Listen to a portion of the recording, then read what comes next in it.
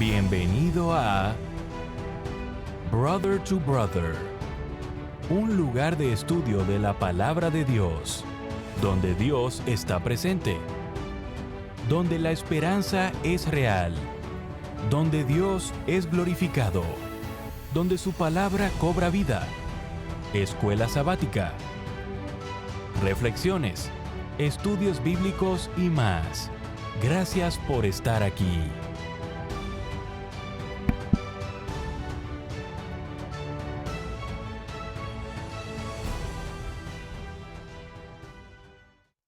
Muy bienvenidos a su programa Brother to Brother. Les saluda Gerson Anaya una vez más. Contentos porque podemos compartir con ustedes estas lecciones, estas enseñanzas. Y esta semana parece que el calor subió no solo en el planeta, sino que ha subido también aquí en la lección. Vamos a ver este título para este estudio, que es el calor extremo. Antes de poder orar, yo quiero darle gracias a Dios por todas las cosas que nos da, y también quiero incluir en esta oración, ¿verdad?, ciertas peticiones que se han hecho llegar. Así es que una vez más les recuerdo que podamos tener nuestra lección, ¿verdad? Si la tenemos por ahí, el librito, si no, bajémoslo de la internet también. Es algo que siempre tienen que tener con ustedes cuando hagan cualquier estudio, que es la Biblia, la Escritura. Recuérdense que todo tiene que ser comprobado mediante un escrito. Traigan algo que apuntar también, amigos y hermanos. Vamos a invocar el nombre de Dios para que Él esté con nosotros y nos guíe, y que sea Él el que nos ilumine y nos abra nuestro entendimiento. Me acompañan reverentemente para esta oración, por favor. Padre nuestro que está en el cielo, santificado y glorificado sea su bendito nombre. Le pido primeramente, Señor, por el perdón de mis pecados, por el perdón de mis faltas.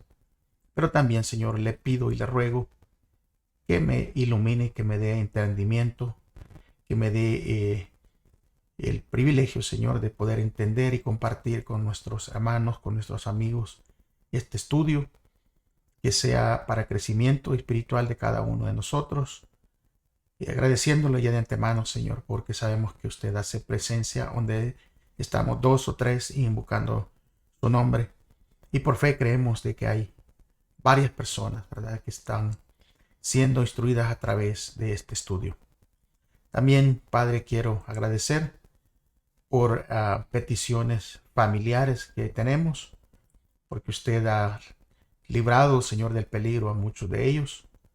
Pero también quiero continuar orando por Carlos, por Iván, por Javier, por Arnaldo Jr., pero también por Javier, mi concuño, Señor, que usted pueda aliviar su dolor, pueda estar con la familia, pueda, Señor, restaurar su salud. También, Padre, quiero pedir una vez más por los familiares de nuestra hermana Oralia, por su cuñado, por su hermana, por su sobrina, que usted pueda, Señor, seguirles dando fortaleza a sus cuerpos y que la sanación completa llegue a sus vidas. Gracias, Señor, sabemos que usted nos va a guiar, nos va a dar el espíritu para poder entender, y le rogamos que también usted cuide, Señor, a aquellos que van a estar mirando este video después de que sea grabado. En el nombre de Jesús. Amén. Calor extremo, mis hermanos, y como ustedes saben, tal vez han visto las noticias alrededor del mundo, han habido muchos incendios, ha habido mucho calor, ha habido mucha temperatura alta. Aquí en los Estados Unidos ha sido algo tremendo, las temperaturas se subieron, temperaturas a veces insoportables, hay que hidratarse mucho, tomar agua. Pero también, no sé por qué, ¿verdad? Dios tiene todo en control, pero la lección viene calor extremo. Se va a subir la temperatura en estas lecciones. Así es que todos juntos vamos a poder ir aprendiendo estas enseñanzas que son muy buenas para prepararnos para los últimos días. Así que como cada semana, ahí viene su versículo de memoria, y les voy a pedir que por favor lo busquen inmediatamente. Isaías 53, 10. Así que búsquenlo en su Biblia y si ya lo tienen, léanlo conmigo. Vamos entonces todos juntos. ¿Y qué dice Isaías 53:10? Con todo eso, Jehová quiso quebrantarlo, sujetándolo a padecimiento. Cuando haya puesto su vida en expiación por el pecado, verá linaje, vivirá por largos días, y la voluntad de Jehová será en su mano próspera. Mientras la esposa estaba en el lecho de muerte de este famoso cristiano escritor C.S. Lewis, él escribió de esta manera: no es que corra mucho peligro, al menos eso creo. Dejar de creer en Dios. El verdadero peligro es llegar a creer cosas sumamente terribles acerca de Dios. La conclusión que temo, él escribió, pues al fin y al cabo, Dios no existe. Si no, pues así es Dios en realidad. Creo que lo que escribió él no era terriblemente llegar a pensar de que Dios no existe, sino lo terrible que él podía llegar a entender es que si Dios era de esa manera en realidad, y conforme vayamos desarrollando este estudio van a entender, porque parece un poquito confuso, ¿verdad? Pero cuando las cosas se vuelven muy dolorosas en nuestras vidas, hay algunos que podemos llegar incluso a rechazar a Dios de una manera. Y otros, al igual que Luis, tal vez podríamos vernos tentados a cambiar nuestra visión de Dios e imaginar todo tipo de cosas malas acerca de Dios. La pregunta que debemos hacernos es: ¿cuán caliente o cuán candente se puede poner nuestras vidas o la vida aquí en la tierra? ¿Y cuánto calor Dios podría arriesgar, verdad, a permitir que experimentemos como pueblo a fin de lograr un propósito final de moldearnos a la imagen de su Hijo? Y es por eso que en el vistazo de la semana podremos ver por qué creemos que Dios está dispuesto a correr el riesgo, tal vez, de quienes desean conocerle y amarlo, un riesgo de que lo malinterpreten. O hasta qué punto podemos creer nosotros que Dios está dispuesto a que lo malinterpreten para moldearlos a la imagen de su Hijo. Y esto va a ser muy importante porque lo vamos a ir desarrollando en esta lección. Así que dele vuelta, por favor, allí a su paginita. Vamos a ir rápidamente al día domingo. Y en el día domingo vamos a ver a uno de estos hombres de fe. Vamos a ver a Abraham en el crisol. Porque lo importante de la escritura es que vemos que no solo nosotros pasamos por crisoles, sino aquellos grandes hombres de fe de la Biblia han pasado también por sus crisoles. Y si ustedes pueden ver allí en Génesis 22, yo espero que lo lean, por el tiempo no vamos a leer todo el capítulo, pero allí de repente y sin explicación, Dios llama a Abraham para que ofrezca a su hijo como holocausto. Imagínense eso. ¿Cómo se habrá sentido Abraham cuando Dios le hace esa petición? Dios le dice: ve y sacrifica a tu único hijo, a ese hijo que Dios le había dicho que de allí vendría toda la descendencia de él. Parece que es una idea totalmente repugnante, aparentemente, de un Dios santo que le pidiera un sacrificio humano, específicamente, o el sacrificio de su propio hijo.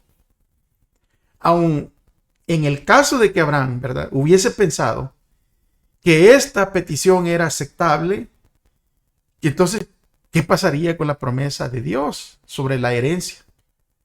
Porque sin su hijo, esa promesa no se cumplía. ¿Por qué Dios le pidió a Abraham que ofreciera este sacrificio? Si Dios lo sabe todo, o sea, ¿qué sentido tenía.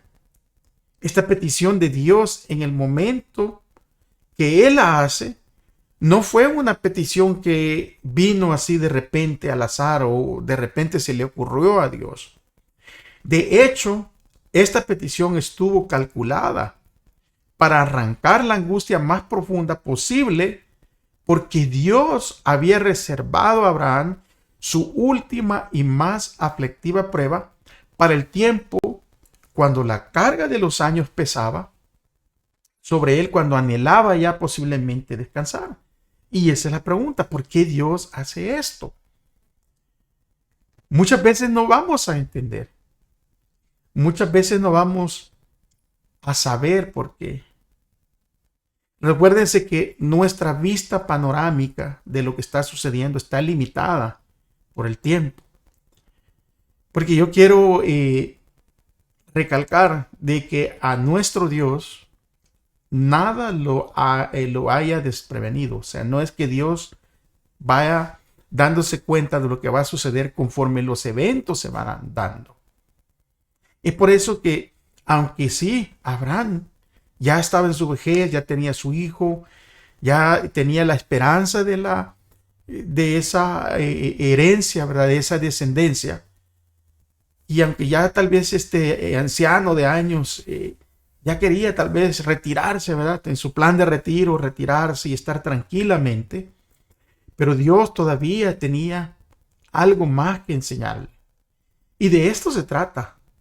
Porque Dios posiblemente tiene algo más que enseñarnos a nosotros cuando nos permite pasar por ciertos crisoles. Ahora, ¿era esta la prueba de un Dios disparatado? Porque si alguien que no tiene un conocimiento de Dios lo lee o lo ve, puede parecer algo disparatado, algo que no hace sentido. Pero nosotros sabemos que esto no es así de ninguna manera. De ninguna manera. Porque la agonía que sufrió durante los oscuros días Abraham en este momento, o sea, ese sufrimiento, ese dolor de que le piden a su hijo, o sea, esa tremenda y terrible, ¿verdad?, prueba de fe, fue permitida para que comprendiera por su propia experiencia algo de la grandeza del sacrificio hecho por el Dios infinito en favor de la redención del hombre. Esto era solo una prueba. Dios nunca jamás tuvo la intención de que Abraham matara a su hijo. Esto resalta algo muy importante sobre la forma en que Dios obra a veces. Porque Dios quizás nos pida, ¿verdad? Dios quizás nos pida que hagamos algo que nunca tuvo la intención de que completemos. O tal vez nos pida que vayamos a algún lugar al que nunca Dios tiene la intención de que vayamos o que lleguemos.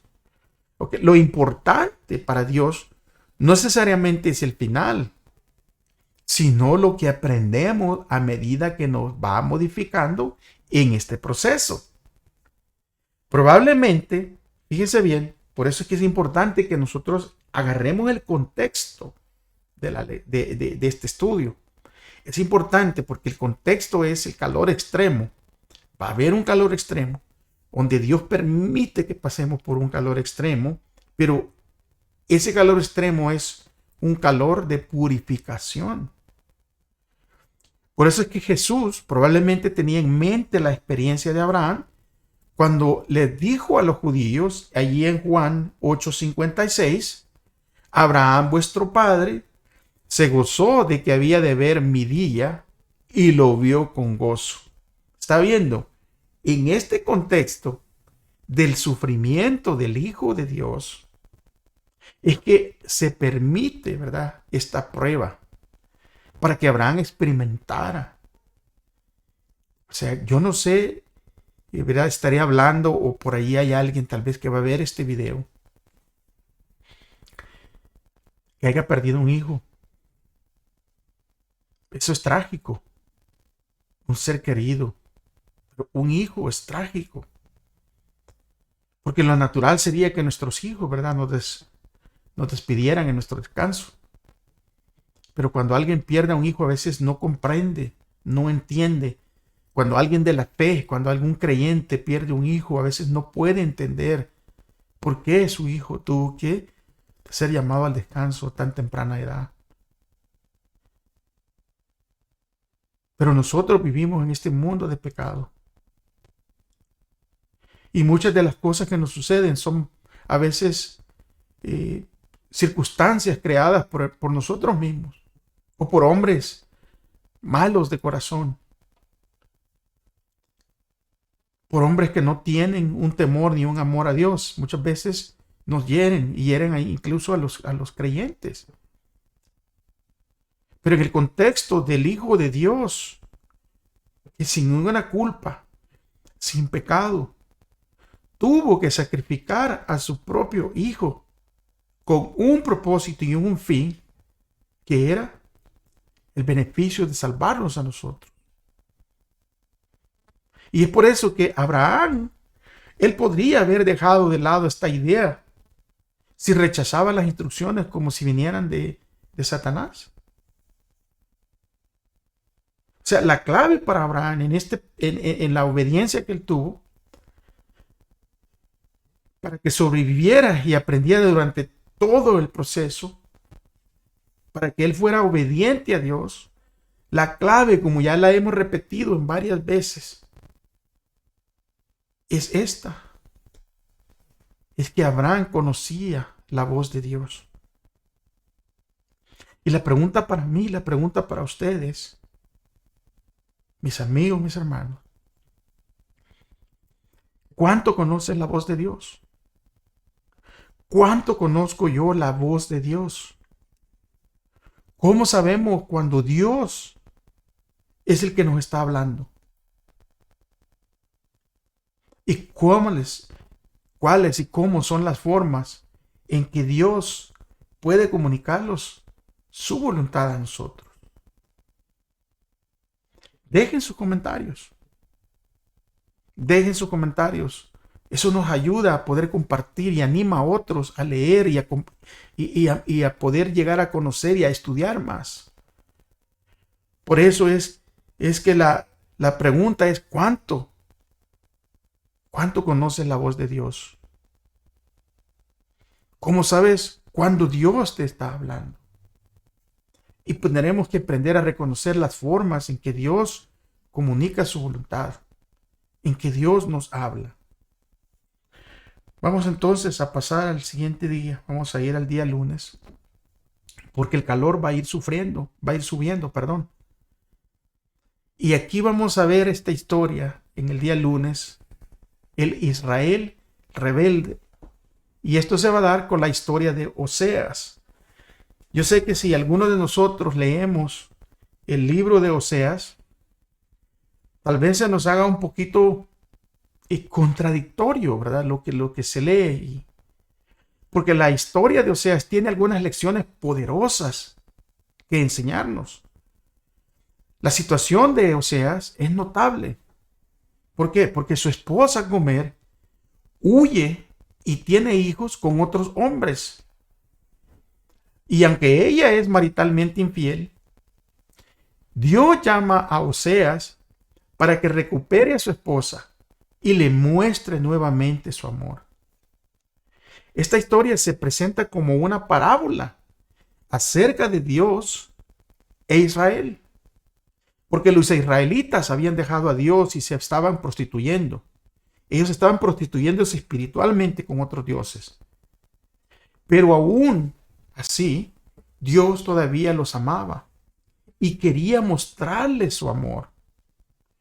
Por eso nos vamos a ver los métodos aquí en Oseas capítulo 2, versículo 1 al 12. Vamos a ver los métodos que Dios usará para atraer a Israel, para traerlos de nuevo así. Y es que vamos a ver cómo es que sucede esta experiencia. Abra su Biblia, el libro de Oseas capítulo 2, versículo 2 y 3. Mire lo que dice allí. Acusen a su madre, acúsenla, porque ella ya no es mi mujer, ni yo su marido. Que quite sus fornicaciones de delante de su cara, y sus adulterios de entre sus pechos. No sea que yo la desnude por completo y la ponga como en el día en que nació. No sea que la vuelva como un desierto, que la deje como una tierra reseca y la mate de sed.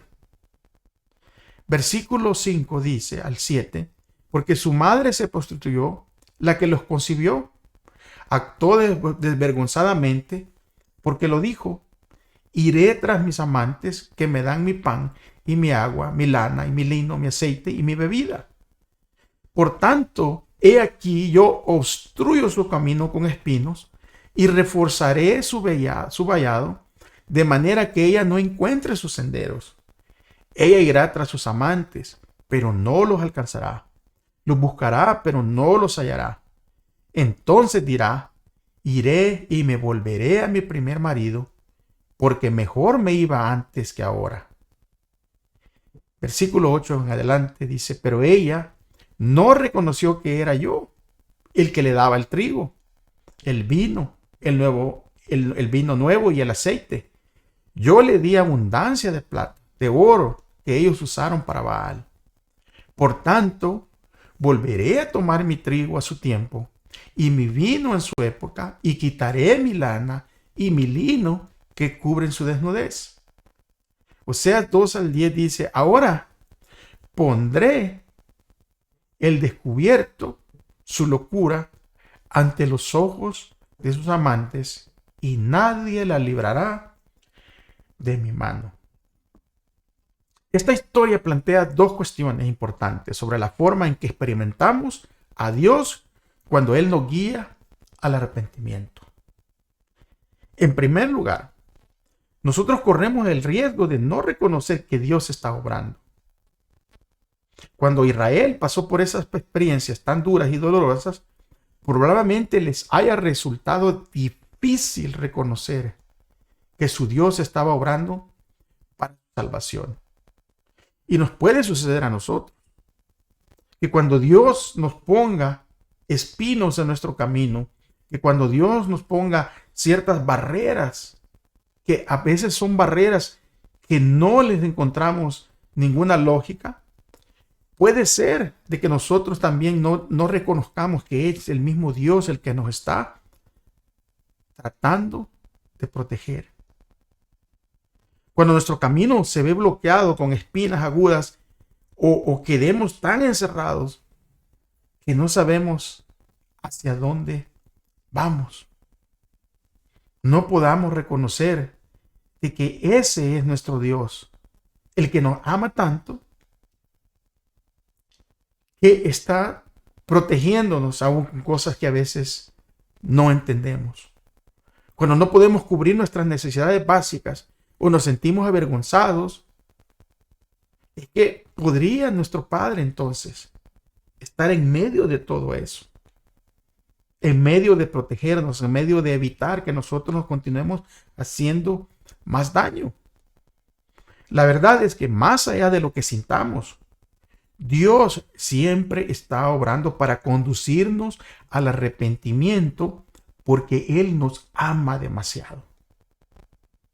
En segundo lugar, corremos el riesgo incluso de malinterpretar a Dios cuando Él obra. Quizás reconozcamos que Dios está obrando, pero no nos gusta lo que Él hace. Cuando nos sentimos heridos, avergonzados, es fácil incluso culpar a Dios por ser cruel, por no intervenir o por no preocuparse. Pero Dios, mis amigos, mis hermanos, siempre está obrando para renovarlos mediante su pacto de amor. Es por eso que si continuamos leyendo en el libro de Oseas, nosotros podemos ver claramente la respuesta de Dios hacia nosotros. La respuesta de Dios hacia el hombre cuando el hombre abandona a Dios, cuando el hombre empieza a idolatrar por otro lado y Dios los quiere traer de nuevo. Mira la respuesta de Dios, esa respuesta de amor de Dios hacia el pueblo de Israel en el capítulo 2, versículos 14 en adelante hasta el final, al 23. Y vamos a leer mucho, pero yo quiero que usted le ponga atención y si es posible, hagan una pausa en el video y lea detalladamente y para que vaya entendiendo de cómo Dios que reconocía, ¿verdad? En los versículos que acabamos de leer, de 1 al 12, de 1 al 13, podemos leer de que Dios sabía de que el pueblo se había ido, que el pueblo andaba fornicando, que el pueblo andaba incluso haciendo cosas por otro lado, y se le había olvidado al pueblo que era Dios quien lo sostenía. Y eso nos puede suceder a nosotros. Podemos darle el crédito a alguien más de las cosas que Dios hace por nosotros. Y aún con todo eso, Dios va a dar la respuesta en el versículo 14 al 23 del libro de Oseas, capítulo 2. Mire lo que dice. Y por eso, mire cómo empieza. Dice el versículo 14. Sin embargo, he aquí que yo la persuadiré, la llevaré al desierto y hablaré a su corazón. Y desde allí le daré a sus viñas, y el valle de Acor será como puerta de esperanza. Allí me responderá, como en los días de su juventud y como en el día que subió de la tierra de Egipto. Sucederá que en aquel día, dice el Señor, que me llamarás marido mío y nunca más me llamarás Señor mío. Porque yo quitaré de su boca los nombres de los Baales y nunca más serán mencionados sus nombres. En aquel día haré por ellos un pacto con los animales del campo, con las aves del cielo y con la serpiente de la tierra. Quebraré el arco y la espada y anularé la guerra en la tierra y los haré dormir seguros. Te desposaré conmigo para siempre. Y derecho en justicia conmigo, en lealtad y en compasión. Yo te desposaré conmigo en fidelidad y conocerás al Señor. Y sucederá que en aquel día, dice el Señor, que responderé a los cielos y ellos responderán a la tierra. La tierra responderá al trigo, al vino y al aceite, y estos responderán a Jezreel. Yo la sembraré para mí en esta tierra, y tendré compasión de Rumahab. Diré a Lo-ami, pueblo mío eres tú, y él dirá, Dios mío. Esto revela este pasaje hermoso acerca de Dios, acerca de cómo es Dios. Y por eso que le tenemos que pedir al Espíritu Santo que nos muestre nuestra condición, que nos muestre algún aspecto de nuestra vida que nos hace huir de Dios. Y si estamos convencidos de que estamos tal vez huyendo o estamos yendo por allá a fornicar o estamos yendo, y estoy hablando espiritualmente, si estamos yéndonos lejos de Dios y estamos dando el crédito a otras cosas, puede ser que le demos crédito a nuestras habilidades, a nuestro trabajo, a nuestra inteligencia humana, o tal vez le podemos dando el crédito a alguien más de este mundo. Aún, aunque estemos por allá lejos, estemos avergonzados por algo que hemos hecho, aunque nuestra conciencia o el enemigo nos esté acusando de que no somos merecedores de nada. Es por eso que Dios comienza diciendo en el versículo 14, sin embargo, o sea, yo le voy a hablar. ¿A dónde? Le voy a hablar con ternura. Posiblemente Dios te esté hablando en este momento. Posiblemente Dios te esté haciendo un llamado para traerte a Él. ¿Por qué tienes que esperar? O sea, ¿por qué vas a esperar hasta poder tener que pasar por un crisol para escuchar la voz de Dios? O sea, ¿qué te está impidiendo entregar todo a Dios? ¿Qué es lo que está impidiendo entregarte a Dios completamente? Pídele a Dios en oración, pídele al Señor, para que tal vez evites pasar por un crisol Y si tienes que pasar por un crisol, vas a poder sobrevivir, como dice la lección del día martes, vas a poder sobrevivir mediante la adoración. Porque eso es lo que hace el conocer a Dios, el tener una relación íntima con Dios. Aún en el sufrimiento y aún en un sufrimiento injusto, podremos sobrevivir mediante la adoración. Busque el libro de Job, el capítulo 1. Volvemos una vez más a tocar a este hombre. Pero ahora vamos a ver un aspecto diferente. O sea, ¿qué causó el sufrimiento de Job? ¿Qué lo llevó allí? Porque en Job 1, capítulo 1, podemos nosotros leer del versículo 6 en adelante, que los ángeles, ¿verdad? Aquí se da algo asombroso. Los ángeles vienen a ver a Dios y entre medio de los ángeles, en esta lectura, dice que viene Satanás con ellos. Y es Dios el que inicia esta conversación, este diálogo, ¿verdad? Dios inicia porque Dios le pregunta a Satanás que de dónde viene. Y Satanás, allí en el versículo 7 de Job 1, le dice que viene de dónde? De rodear toda la tierra. Que viene de andar por toda la tierra, de andar por ella. Y es Dios quien plantea esta interrogante de allí del versículo 8. Porque Dios le dice, ¿no has considerado a mi siervo Job? La pregunta en sí no es relevante. O sea, lo notable aquí, lo más importante de esta pregunta es que no es Satanás quien hace la pregunta, sino que es Dios el que está haciendo la pregunta. Eso es lo notable. Porque Dios le dice, ¿no has considerado a mi siervo Job? Eso es lo notable, que es Dios mismo. Y no es Satanás quien señala a Job como un hombre que puede ser susceptible al examen de su conducta o al examen de su fe, al examen de su confianza en Dios. Es Dios mismo quien llama la atención de Satanás hacia Job, sabiendo Dios exactamente lo que iba a venir. Y es por eso que no entendemos a veces, porque nosotros, al igual que Job aquí en la tierra, Job no tenía ni siquiera una idea del crisol que le venía, ni que se iba a poner tan caliente.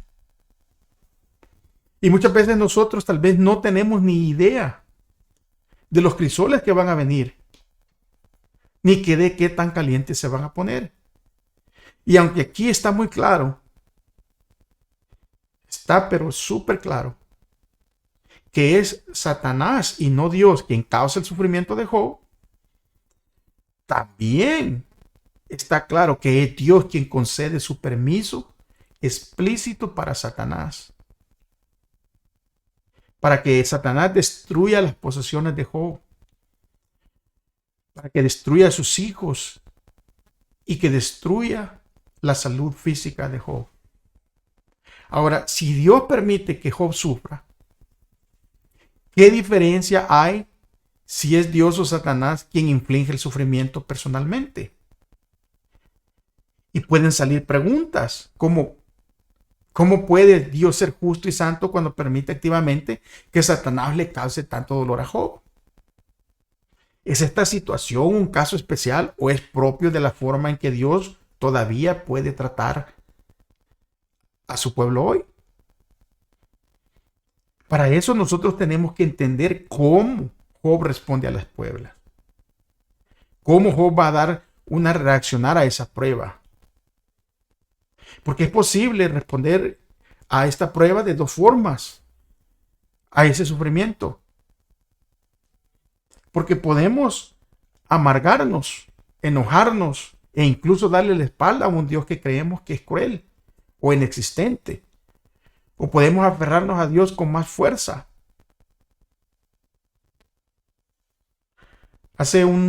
Por ahí por un mes atrás, mi esposa me contaba, ¿verdad? Que se encontró con un chico que era un chico de fe.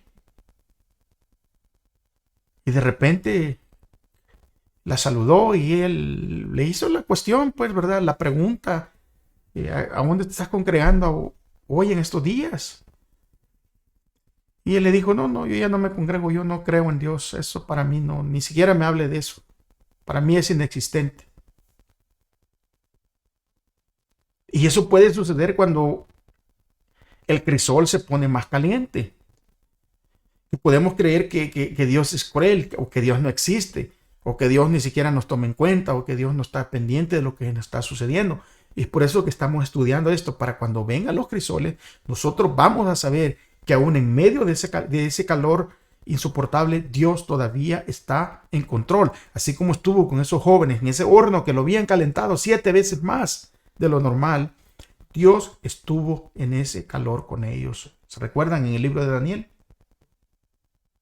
Y ahora Job afronta su catástrofe permaneciendo en la presencia de Dios y adorándole.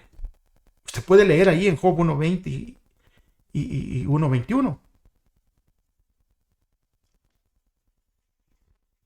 Job continúa adorando a Dios. Y vamos a ver 3 aspectos de la adoración que nos puede ayudar cuando estamos angustiados, cuando estamos que no entendemos. Porque en primer lugar, Job acepta su impotencia y reconoce que él no tiene derecho a nada. Porque él dice allí claramente, en Job 1:21, desnudo salí del vientre de mi madre y desnudo volveré allá. Job reconoce por qué no tiene que sufrir, o sea, ¿qué es lo de especial que tiene Job? Él prácticamente está diciendo, no, yo no tengo nada, soy un hombre desnudo. Desnudo vine, desnudo me voy a ir. Muchas veces nosotros como criaturas caídas creemos que tenemos derecho a todo y que Dios tiene que cumplir nuestros caprichos. Y no es así. Cuando nosotros miramos, por muy bien que vivamos, por muy apartados del mal, por todo, cuando nos comparamos con un Dios santo, la Biblia nos describe como trapos de inmundicia. Y si aquel Dios santo, el hijo de aquel Dios santo, tuvo que pasar por un crisol sin merecerlo, ¿por qué nosotros no? Y es por eso que Job, él primero reconoce que no tiene derecho a nada. Pero en segundo lugar, Job reconoce que Dios todavía tiene el control. Porque mire lo que dice allí en el versículo 21, la segunda parte. Jehová dio y Jehová quitó. Dios es el que está en control. Y si tú eres fiel y Dios permite algo, no te preocupes. Perdón. Mantente fiel. Mantente fiel. Porque si Dios te lo dio y Dios te lo quitó, es porque Él sabe por qué te lo quitó. Así como sabe por qué te lo dio, Dios también sabe por qué te lo quitó. Yo espero que esta lección nos ayude, ¿verdad?, a estudiar todo el libro de Job, porque ustedes van por ahí viendo el final de Job. Porque aquí también, en tercer lugar, Job concluye reafirmando su fe en la justicia de Dios. Y es por eso que el título de este día era sobrevivir mediante la adoración. Mire lo que dice el versículo 21 en su final. En tercer lugar, Job concluye reafirmando su fe en la justicia de Dios. Dice, sea el nombre de Jehová bendito. ¿Está viendo? En medio de toda esta tragedia, en medio de todo este sufrimiento, Job dice todavía, en una forma de adoración, sea el nombre de Jehová bendito. Tal vez alguien que esté pasando por una pérdida terrible. Porque Job no solo perdió sus posesiones, perdió todos sus hijos y perdió su salud, su bienestar. Y aún con toda esta pérdida, Job todavía puede decir: sea el nombre de Jehová bendito. ¿Estás pasando por una prueba? Yo te aconsejo que sigas los pasos que dio Job. Porque hay circunstancias en donde lo único que te queda es eso. No hay nada más. Porque lo único que va a quedar es la esperanza. Y es por eso que el siguiente día, miércoles, habla de cómo sobrevivir gracias a la esperanza. Y aquí vamos a poder ver en 2 de Corintios. Quiero que ustedes lo busquen, por favor. 2 de Corintios, capítulo 1, versículo 8 y versículo 9. Miren lo que dice. Fuimos abrumados sobremanera más allá de nuestras fuerzas, de tal modo que aún perdimos la esperanza de conservar la vida, pero tuvimos en nosotros mismos sentencia de muerte, para que no confiásemos en nosotros mismos, sino ¿en quién? En Dios, que resucita a los muertos. Porque no hay algo más terrible que la muerte. Nosotros podremos perder posesiones, podríamos quedar incluso en la calle, pero con todo y eso, se compara con la muerte. No se compara cuando tenemos que despedir a un ser querido. Y es por eso que la única manera de sobrevivir todo este tipo de eventos es únicamente gracias a la esperanza. Porque el apóstol Pablo, escogido por Dios, él había soportado muchas más cosas que la mayoría de la gente. Y sin embargo, Pablo no se doblegó, sino que creció en su alabanza hacia Dios. Él creció en su manera de mirar a Dios, creció en su manera de adorar a Dios. Él escribió en 2 de Corintios, capítulo 1, versículos 3 y 4, que es unos versículos que me gusta utilizarlos a mí mucho cuando yo oigo que hay alguien, ¿verdad?, que está pasando por algo terrible, algo que no entiende, algo que no comprende. Especialmente cuando ha perdido un ser querido. Y como creyentes, miren lo que escribió Pablo aquí en 1 Corintios, versículos 3 y 4.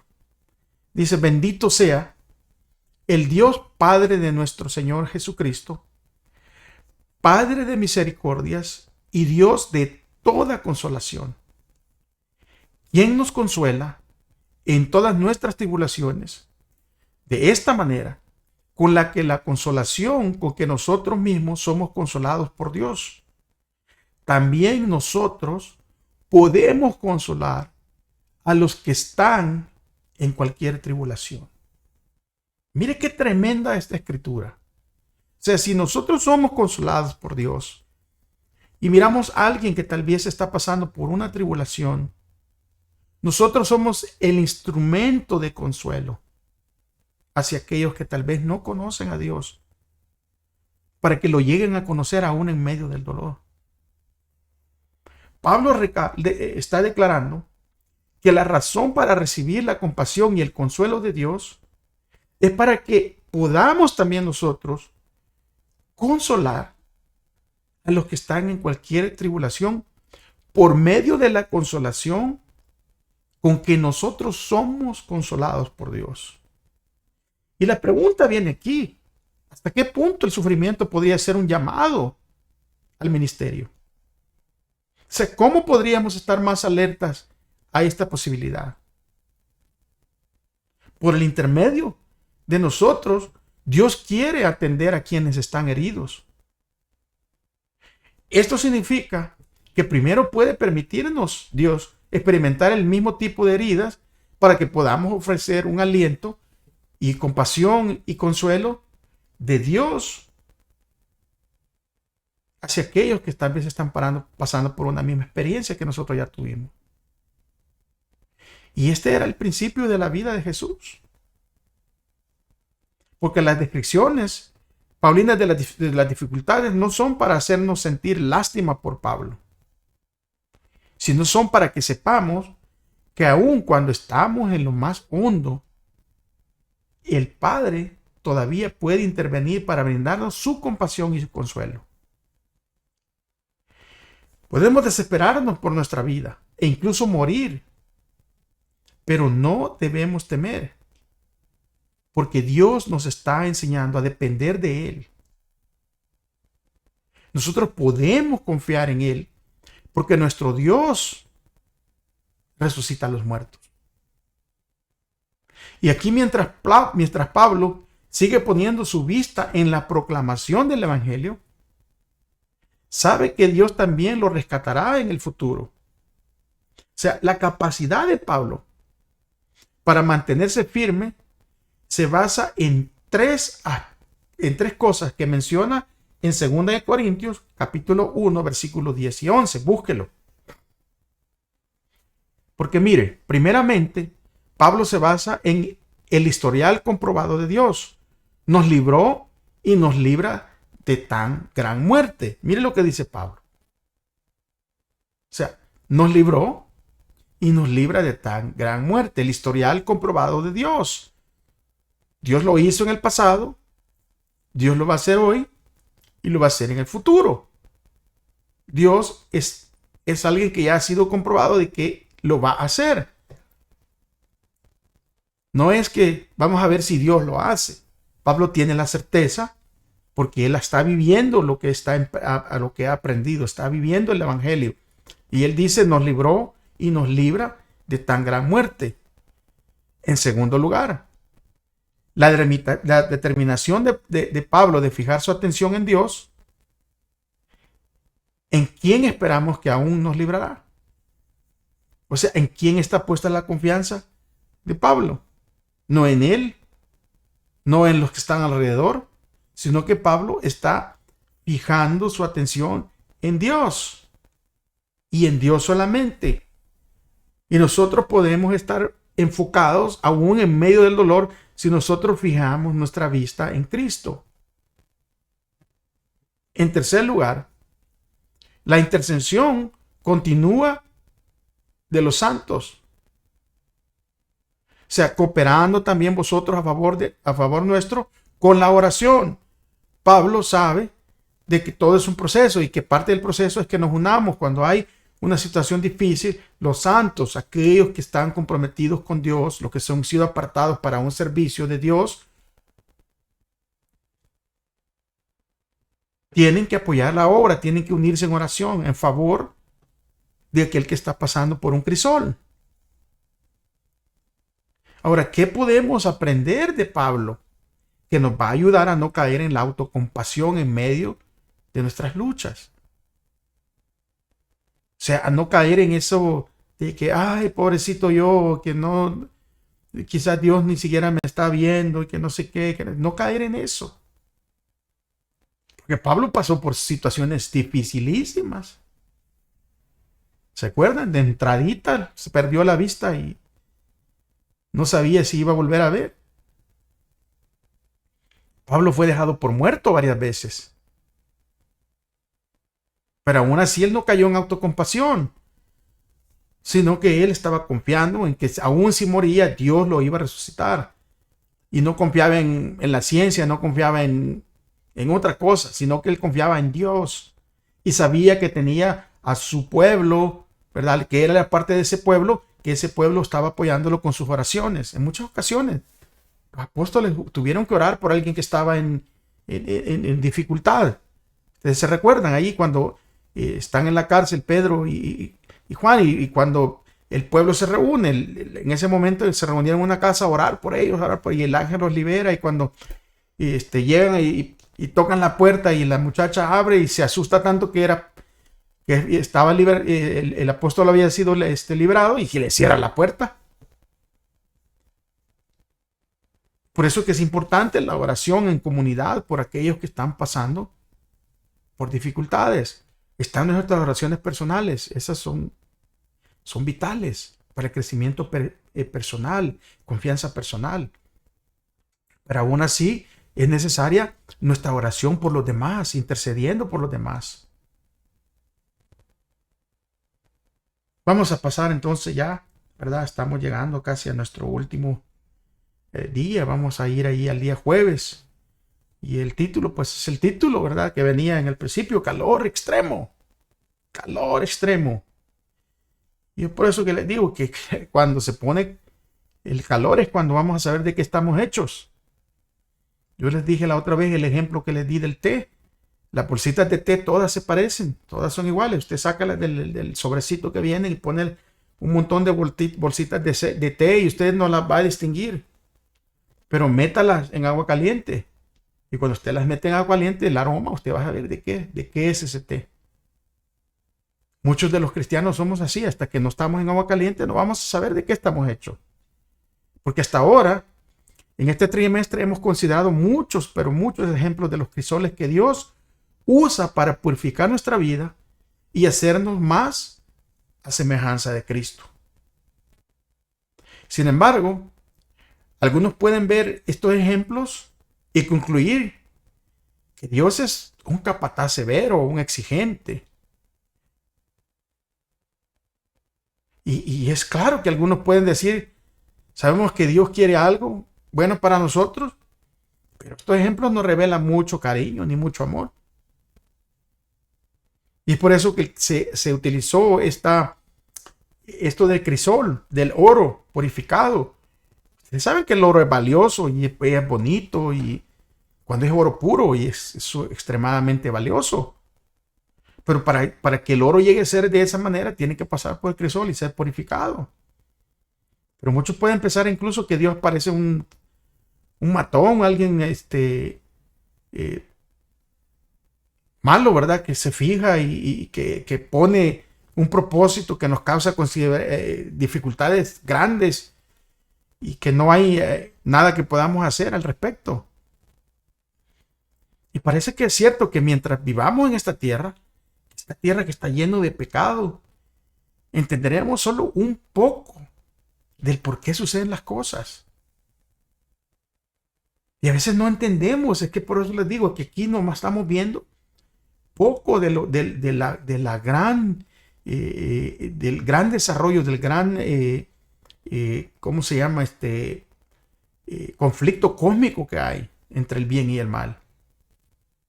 Muchas veces no entendemos cómo viene una persona borracha en un auto y choca con otro auto, y en el otro auto va una familia cristiana, una familia que viene incluso a veces de adorar al Señor, y mueren. Y el borracho sale ileso, caminando y todo, y no entendemos eso. Y allí pareciera que, ¿dónde estaba Dios? ¿Por qué Dios no detuvo ese carro? Pero por eso tenemos que poner la fe en el Señor. Y aunque sí podemos morir en un tipo de accidente de esa manera, tenemos que saber de que Dios nos va a resucitar en el último día. En aquel día cuando Cristo regrese.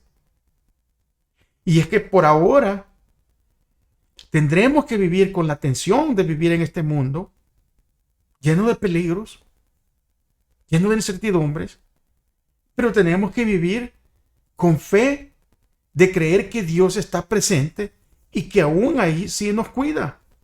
Y aunque las cosas no siempre parezcan tan buenas. Isaías describe muy bien esta situación de nosotros. Busque Isaías 43, capítulo 43, versículo 1 al 7. Mire lo que dice. Yo quiero que lo busquen. Subráyelo. Y si usted está pasando por alguna situación que no entiende, lea Isaías, capítulo 43, del 1 al 7. Mire lo que dice aquí. Versículo 1 en adelante. Pero ahora, así ha dicho el Señor, el que te creó, oh Jacob, el que te formó, oh Israel. No temas, porque yo te he redimido, te he llamado por tu nombre. tú eres mío. Cuando pases por las aguas, yo estaré contigo. Y cuando pases por los ríos, no te inundarán.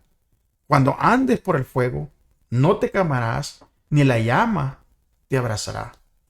Porque yo soy el Señor tu Dios, el Santo de Israel, tu Salvador. A Egipto he entregado por tu rescate, a Etiopía y a Seba he dado por ti. Puesto que ante mis ojos tú eres de gran estima y eres honorable, y yo te amo, daré hombres por ti y pueblos por tu vida.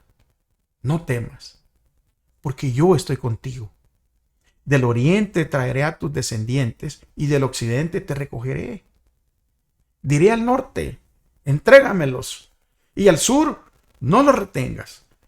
Trae de lejos a mis hijos y a mis hijas de los confines de la tierra, cada uno que es llamado según mi nombre, y a quien he creado para mi gloria, yo lo formé. Ciertamente yo lo hice. ¡Qué tremenda declaración de Dios!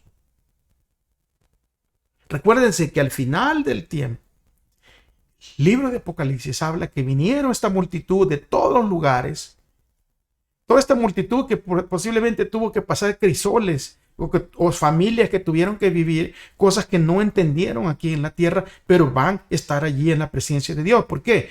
Porque Él nos ha creado y que porque somos para gloria de Él y Él nos formó. Ciertamente, dice el Señor, yo los hice. Versículo 7 de Isaías. En el versículo 2 de Isaías, Dios dice que su pueblo pasará por las aguas, y por el fuego.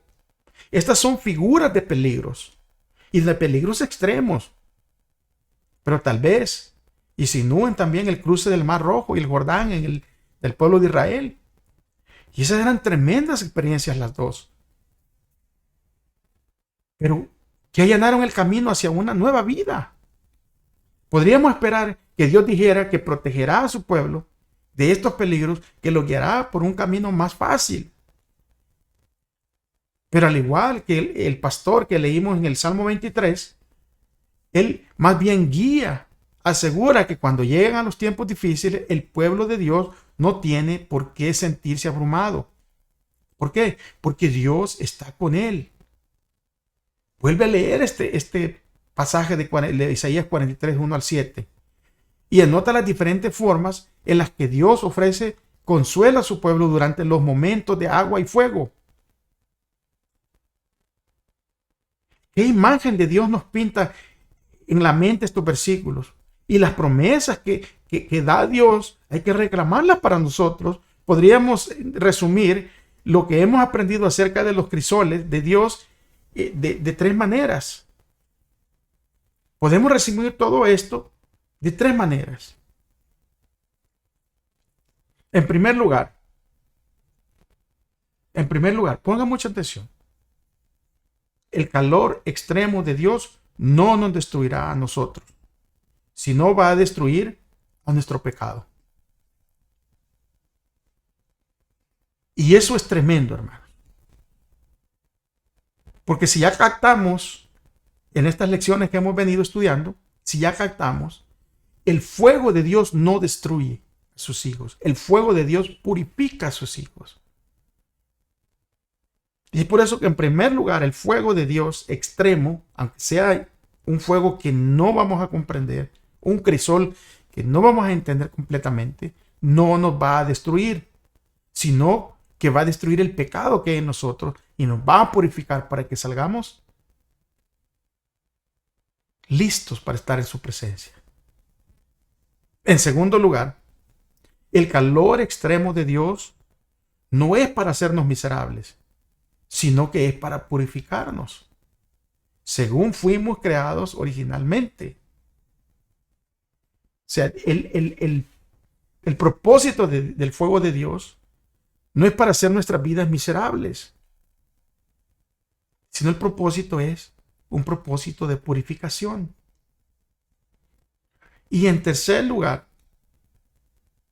el cuidado de Dios por nosotros en medio de todas las cosas es constante y es tierno. Él nunca nos dejará solos. a pesar de lo que nos suceda. Lea el libro de Job. Job nunca estuvo solo. Incluso cuando hubieron cuestionamientos de parte de Job, cuando hubieron ciertas preguntas, Job nunca estuvo solo, porque Dios estuvo con él. Job fue abandonado por su esposa, por sus amigos, no tenía hijos o no tenía nada. Podríamos decir que físicamente sí, Job estaba solo, pero estaba la presencia de Dios con él, y eso lo fortalecía. Y por eso pudo adorar, pudo reconocer: desnudo vine, desnudo me voy. Dios dio, Dios quitó. Bendito sea el nombre de Jehová. Qué tremendas declaraciones. Es posible, mis amigos, mis hermanos, que nosotros vayamos a tener que pasar por crisoles difíciles, por difíciles circunstancias. Y es posible que no las vayamos a entender. Es posible que vayamos a pasar al descanso y aún no las entendamos aquí, porque nomás podemos mirar superficialmente. Pero un día, cuando conozcamos la plenitud de Dios, cuando estemos en su presencia, podremos entender. Porque día tras día, Dios instruye a sus hijos por las circunstancias de la vida diaria. Él los está preparando para desempeñar su parte en aquel escenario más amplio de su providencia que Él les ha designado. Es el resultado de la prueba diaria lo que determina la victoria o la derrota en la gran crisis de la vida. Los que dejan de sentir que dependen constantemente de Dios serán vencidos por la tentación. Podemos suponer ahora que nuestros pies están seguros y que nunca seremos movidos. Podemos decir con confianza: yo sé a quién he creído, nada quebrantará mi fe en Dios y su palabra. Aunque Satanás está proyectando aprovecharse de nuestras características heredadas y cultivadas, ¿verdad?, en la caída, e incluso puede cegar nuestros ojos acerca de nuestras propias necesidades y defectos. Únicamente comprendiendo nuestra propia debilidad y mirando fijamente a Jesús, podemos estar seguros. Jamás faltará su promesa, porque Dios dijo: contigo estoy. Al mundo perdido ve pronto y anuncia la salvación. Anuncia esa salvación hoy. Pero recuerda esto: fija tus ojos en Cristo, tan lleno de gracia y amor, y lo terrenal sin valor será a la luz del glorioso Jesús. Bendito sea el nombre de Dios, que nos permite tener todos estos estudios, todas estas lecciones, porque día a día Él nos va moldeando. Y el propósito, ya lo sabemos, es que Él quiere moldearnos a la imagen de su Hijo. Y un día, como dice este canto que están escuchando, un día, cara a cara hemos verle. Cara a cara hemos de ver a nuestro Dios. Y todo el sufrimiento acabará. Todos los crisoles habrán terminado. Alabado sea el nombre de Dios. Agradezco que me han acompañado. Agradezco que sigan mirando los videos. Compártanlos. Compártanlos con confianza. este canal de ninguna manera es monetizado. Porque yo de gracia recibí, de gracia quiero compartir con ustedes. Cuídense. Recuérdense que si aman a Dios, por favor, amen a su prójimo. Nos veremos la próxima semana. Si Dios no ha regresado y si Él lo permite. Un abrazo. A la próxima.